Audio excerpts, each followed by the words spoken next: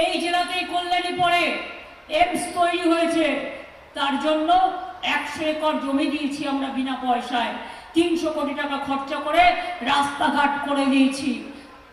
দালালি করছে বিজেপি, করতে দিন, কিন্তু আমরা যদি সফটওয়্যার না করে দিতাম তাহলে কিন্তু হতো না।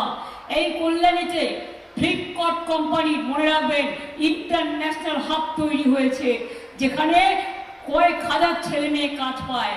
মনে রাখবেন এখানে অনেক কিছু, তামা পিতল, যেটা পিতল বিখ্যাত, এখানকার ক্লাস্টার হয়েছে, মসলিন তীর্থ হয়েছে, স্বর তীর্থ হয়েছে, মাটির পুতুলের ক্লাস্টার হয়েছে, কত কিছু।